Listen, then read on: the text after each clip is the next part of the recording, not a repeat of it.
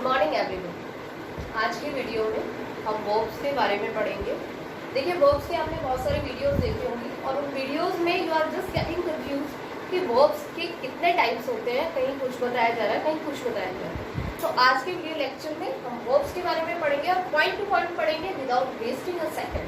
Okay, देखिए verbs में, verbs का आप जानते हैं हिंदी में क्रियाएं क्या होती हैं। क्रियाएं होती हैं कि किसी काम का करना या होना क्रिया कहलाता है।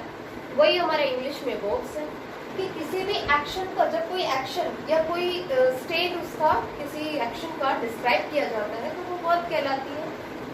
A word used to describe an action और स्टेट, कि कोई भी वर्ड जो कोई भी एक्शन या स्टेट डिस्क्राइब करने के लिए बताया जा रहा है वो सब वर्ब्स है। जैसे ईट, खाना, ड्रिंक, पीना, स्लीप, सोना, खाना पीना सोना, जिस भी वर्ड से कोई काम होना डिस्क्राइब हो रहा है वो सब वर्ड्स हैं। ओके, वर्ब्स हैं। तो ये सब वर्ब्स जो है इनके सबसे ज्यादा कंफ्यूजिंग है कि टाइप्स कितने होते हैं, कितने वर्ब्स के टाइप्स होते हैं, हम इनको किन किन कैटेगरीज में रखें। तो देखिए, वर्ब्स के 2 टाइप्स होते हैं, finite verbs and non finite verbs. Okay, finite verbs जो होते हैं वो changes according to tense and number, कि वो काल और नंबर के अकॉर्डिंग, नंबर मतलब वचन के अनुसार, एक वचन है तो अलग हो जाती है, बहुवचन है तो चेंज हो जाती है, भूतकाल है तो अलग फॉर्म में आती है, भविष्यकाल है या वर्तमान काल है, टेंसेस के अकॉर्डिंगली अपने आप को चेंज करती रहती है, नंबर के अकॉर्डिंगली अपने आप को चेंज करती रहती है। देखिए एग्जाम्पल में, देखिए she is writing, she is writing, here is, this is the verb.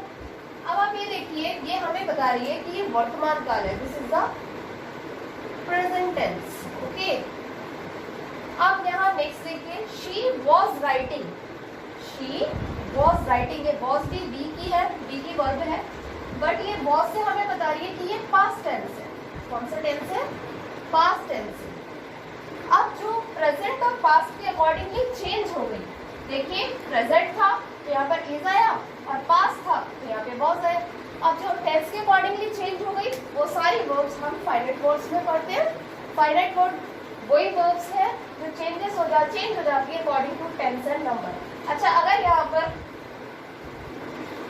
दे आ जाता तो this is a plural subject, ये प्लूरल सब्जेक्ट है और यहाँ इस की बजाय आर हो जाता, दे आर राइटिंग। चेंज हो गई, नंबर के अकॉर्डिंग भी चेंज हो गई और टेंस के अकॉर्डिंग भी चेंज हो गई। तो जो नंबर या टेंस के अकॉर्डिंग चेंज हो जाती है, अपने आप को बदलती रहती है, these verbs are finite verbs. Clear? Next आ जाइए non finite verbs. Non finite verbs वो वर्ब्स होती हैं do not change itself according to tense and number, अपने आप को किसी भी टेंस या नंबर के अकॉर्डिंगली चेंज नहीं करते हैं। एग्जाम्पल देख लीजिए, this road is blocked, this road is blocked, here blocked is a verb। Okay, block होना, बंद होना। ओके, आप देखिए this road is blocked और नेक्स्ट लिखा है this road was blocked, ये प्रेजेंट टेंस है, बी की प्रेजेंट की वर्ब है, ये ऑक्सिलरी वर्ब, और ये was जो है ये भी बी की, पर ये पास्ट की है।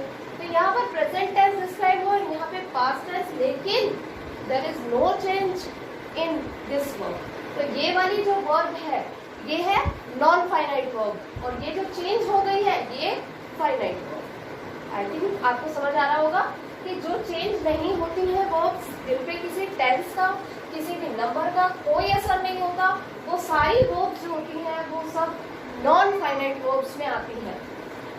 ठीक है, नेक्स्ट चलते हैं। आज हम इस वीडियो लेक्चर में सिर्फ फाइनाइट वर्ब्स के बारे में ही पढ़ेंगे। देखिए, फाइनाइट वर्ब्स जो है, फाइनाइट वर्ब्स भी 3 टाइप्स की होती हैं। पहला जिसका टाइप है वो है एक्शन वर्ब्स, सेकंड है लिंकिंग वर्ब्स जिन्हें कॉपुलर वर्ब्स भी कहते हैं, एंड नेक्स्ट है ऑक्सिलरी वर्ब्स जिन्हें हेल्पिंग वर्ब्स भी बोलते हैं। तो जो एक्शन वर्ब्स हैं इसके टाइप्स हम पढ़ते हैं।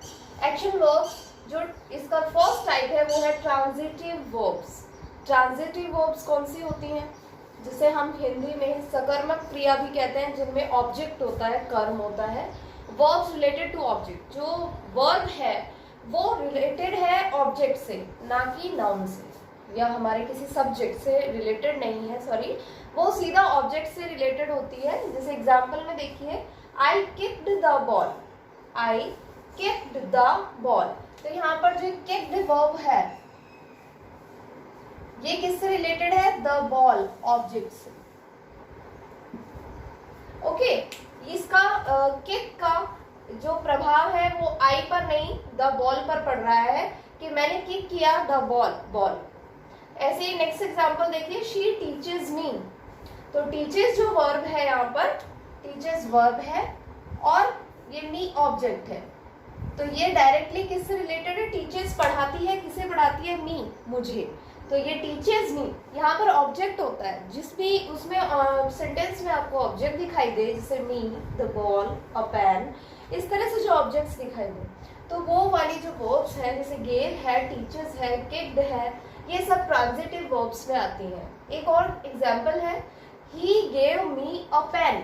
अब यहाँ ध्यान से देखिए, he subject, gave verb, me object and a pen, ये भी ऑब्जेक्ट ही है। देखिए कई बार सेंटेंस में दो ऑब्जेक्ट आते हैं। फर्स्ट ऑब्जेक्ट एक इनडायरेक्ट ऑब्जेक्ट होता है जो मेनली कोई पर्सन होता है, और सेकेंड ऑब्जेक्ट जो आता है वो डायरेक्ट ऑब्जेक्ट होता है और वो मेनली कोई वस्तु का नाम होगा। He gave me a pen, दोनों ही ऑब्जेक्ट है, और जो ये वर्ब है ये डायरेक्टली मी और पेन, इन दोनों ऑब्जेक्ट से ही अटैच है, न कि इतना इसका प्रभाव सब्जेक्ट पर नहीं पड़ रहा है। अच्छा, एक चीज और देखिए, सेकेंड इसका जो टाइप है इंट्रांजिटिव वर्ब्स। इंट्रांजिटिव वर्ब्स वही वर्ब्स हैं जो हमारी हिंदी में अकर्मक क्रिया, जिनमें कोई ऑब्जेक्ट नहीं होता, कर्म नहीं होता, verbs related to subject, and no object, जिनमें कोई ऑब्जेक्ट नहीं होगा, रिलेटेड होंगी डायरेक्टली सब्जेक्ट से। देखिए एग्जाम्पल में, the cat is dead, the cat is dead, तो यहाँ पर द कैट ये हमारा सब्जेक्ट है, ओके, इज हमारी वर्ब है, डेड ये हमारा कोई ऑब्जेक्ट नहीं है। ही रैन अ लॉन्ग डिस्टेंस, ही हमारा सब्जेक्ट है, रैन हमारी वर्ब है, और इसके बाद अ लॉन्ग डिस्टेंस एक एडवर्ब दिया है इसने, इसमें कोई ऑब्जेक्ट नहीं है। तो जब सेंटेंस में ऑब्जेक्ट नहीं होता है तो वो हमारी इंट्रांजिटिव वर्ब्स आती हैं उन सेंटेंस को पूरा करने के लिए। अब एक चीज ध्यान दीजिए, जो फर्स्ट सेंटेंस दिया है मैंने एग्जाम्पल का, इसमें जो हमने ये वर्ब यूज की है इज, ये देखिए इज, ये किस तरह की वर्ब है?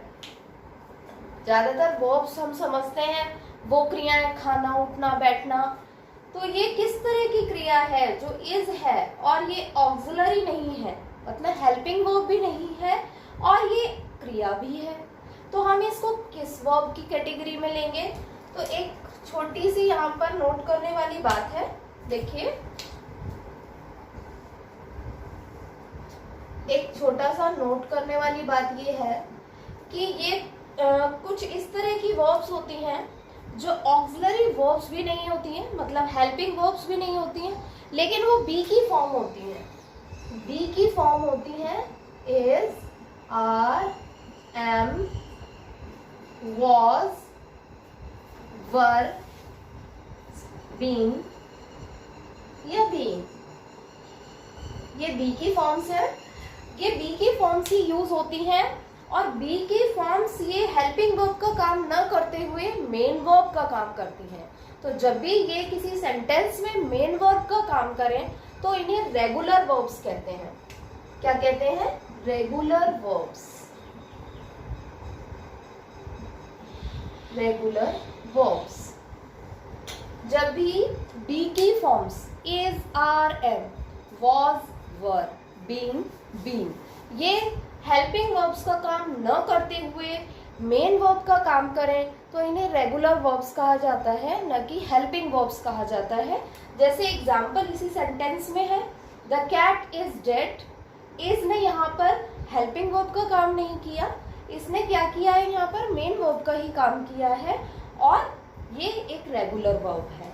इसके अलावा एक एग्जाम्पल रेगुलर वर्ब का और देखिए आप, I was there. I was there, मैं वहां था।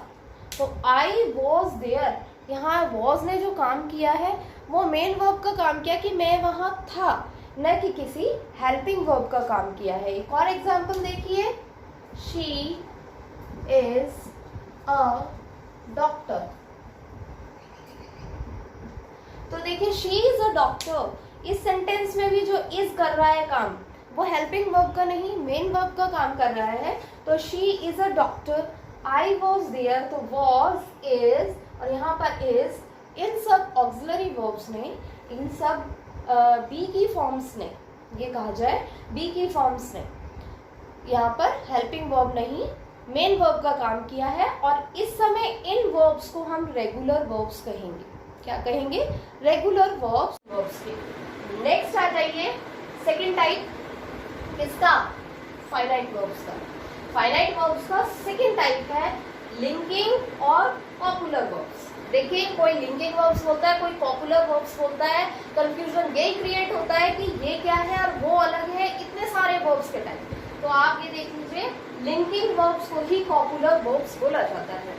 लिंकिंग वर्ब्स नेम से ही डिस्क्राइब है, link a subject to noun, adjective और फ्रेज, कि वो सब्जेक्ट को किसी भी नाउन, फ्रेज या एडजेक्टिव से अटैच करता है, जोड़ता है। देखिए एग्जाम्पल से क्लियर होगा। अच्छा इसके कुछ एग्जाम्पल भी दिया है मैंने। सेम, जैसे सेम एक वर्ब है, ये अटैच करने का काम करती है, लिंकिंग वर्ब है। बी की जितनी भी वर्ब्स होती हैं, जैम, आर, वॉज, वर, ये भी लिंकिंग वर्ब्स का काम करती हैं। Look is a linking verb, appear also a linking verb. ऐसी ही कुछ और लिंकिंग वर्ब्स भी हैं। जैसे एग्जाम्पल मैंने पहला दिया है, mango taste good, mango taste good. तो देखिए टेस्ट, तो आप देखिए मैंगो जो नाउन है उसने किसको, सब्जेक्ट को, सॉरी एडजेक्टिव से जोड़ा है टेस्ट ने। तो टेस्ट जो है वो यहाँ पर लिंकिंग वर्ब का काम कर रही है। ओके, नेक्स्ट वाले में देखिए, Rohit seems an honest boy. Rohit यहाँ पर हमारा सब्जेक्ट है और ऑनेस्ट बॉय, बॉय एक नाउन है, तो इसने नाउन से जोड़ दिया है सब्जेक्ट को, सीम्स ने। सीम्स जो यहाँ पर काम कर रही है हमारे लिंकिंग वर्ब का काम कर रही है, रोहित ऑनेस्ट बॉय लगता है। तो सीम्स जो है लिंकिंग वर्ब है जिसने एक सब्जेक्ट को नाउन से जोड़ दिया है। नेक्स्ट में देखिए, this question looks out of course. तो दिस क्वेश्चन ये एक सब्जेक्ट है और आउट ऑफ कोर्स एक फ्रेज है। तो सब्जेक्ट को इसने फ्रेज से जोड़ा है, किसने? लुक्स ने। तो लुक्स जो है एक लिंकिंग वर्ब्स का काम कर रही है। तो यहाँ पर देखिए आप, लिंकिंग वर्ब ने किस किस को जोड़ा? सब्जेक्ट को एडजेक्टिव से जोड़ा, सब्जेक्ट को नाउन से जोड़ा और सब्जेक्ट को एक फ्रेज से जोड़ दिया। तो तीनों से जोड़ दिया है। तो इस तरह जो जोड़ने वाले जो वर्ब्स आते हैं उनको हम लिंकिंग वर्ब्स कहते हैं। और मेनली कौन से होते हैं? सीन, बी की forms, is, are, am, was, were, look, appear, etcetera. ठीक है, आई थिंक लिंकिंग वर्ब्स समझ में आ गया होगा, जिन्हें पॉपुलर वर्ब्स भी कहते हैं। Now come to the next, auxiliary verbs. Auxiliary verbs कौन से होते हैं? जिन्हें हेल्पिंग वर्ब्स भी कहते हैं हम। टेंस में हेल्पिंग वर्ब्स का जो काम करते हैं, जब हम सेंटेंस बनाते हैं उसमें देखिए इसका मेन क्या होता है कि it hooks up with main verb and help to detect the tense and condition. कि ये मेन वर्ब के साथ हुक्स अप, चिपक कर आती है, मेन वर्ब के साथ ही लगी हुई आती है, अटैच होती है उससे, और ये किसी भी टेंस को डिटेक्ट करने में या फिर कोई कंडीशन, तो इन कंडीशनल सेंटेंसेस ये कोई कंडीशन भी दी हुई होती है तो उसको डिटेक्ट करने के काम आती है, उसको फाइंड आउट करने के काम आता है। इस एग्जाम्पल में देखिए, Shekhar is writing with a pen. Shekhar is writing with a pen. तो देखिए राइटिंग यहाँ पर जो है वो क्या है? मेन वर्ब है। ओके, लिखना ये मेन वर्ब है। इसमें जो इज आई है ये एक हेल्पिंग वर्ब है जिसे हम ऑक्सिलरी वर्ब भी कह रहे हैं। तो ये जो इज है इसने क्या किया, हमें क्या बताया कि इज लगा हुआ है तो ये प्रेजेंट टेंस है। ठीक है, और उसमें भी प्रेजेंट कंटिन्यूअस टेंस है, तो इज हमें ये बता रहा है। ठीक है, तो इसलिए जो ये ऑक्सिलरी हेल्पिंग वर्ब्स होती हैं ये क्या काम करती हैं? मेन वर्ब के साथ लगी हुई आती हैं और मेन वर्ब्स के साथ लग करके टेंस को और कंडीशन को डिटेक्ट करने का काम करती हैं। ओके, तो ये भी समझ में आया होगा आपको ऑक्सिलरी वर्ब्स। ठीक है, देखिए देखिए ऑक्सिलरी वर्ब्स को और अच्छे से हम समझ लेते हैं। ऑक्सिलरी वर्ब्स भी 2 टाइप्स की होती हैं, ध्यान से देखिएगा। इसका टाइप 1 है primary auxiliary verbs. Primary auxiliary verbs कौन सी होती हैं? कि इनको हेल्पिंग वर्ब लिख देती हूँ, आपको समझने में दिक्कत नहीं आएगी, थोड़ा इजी रहेगा। ठीक, तो जो हेल्पिंग वर्ब्स होती हैं, ऑक्सिलरी वर्ब्स जो होती हैं, प्राइमरी ऑक्सिलरी वर्ब्स वो होती हैं, देखिए एक तो बी वाली is, are, am, was and were. Be की जितनी भी फॉर्म्स होती हैं वो आती हैं इसमें। नेक्स्ट डू, डज प्रेजेंट के लिए, एंड डिड पास्ट के लिए। ये तीनों डू की फॉर्म्स तीनों, और हैव की forms have, has and had. Okay, be की सारी फॉर्म्स, डू की सारी फॉर्म्स और हैव की सारी फॉर्म्स, ये सब आती हैं प्राइमरी ऑक्सिलरी वर्ब में। नेक्स्ट टाइप है इसका model auxiliary verbs. Model auxiliary verbs जो कि मॉडल्स हैं, जैसे कौन कौन से हैं इसमें? Can, could, may, might, need, ought to, should, would, will and shall. Okay, ये सारी मॉडल ऑक्सिलरी वर्ब्स हैं जो हमारी सब मिलकर के हेल्पिंग वर्ब्स या ऑक्सिलरी वर्ब्स कहलाती हैं। ठीक है, मेरे हिसाब से आज आपको फाइनाइट वर्ब्स का चैप्टर पूरा हो गया है और ये समझ में बहुत अच्छे से आ गया होगा। नेक्स्ट वीडियो में हम नॉन फाइनाइट वर्ब्स के बारे में पढ़ेंगे, बट चैनल को सब्सक्राइब करना ना भूलें।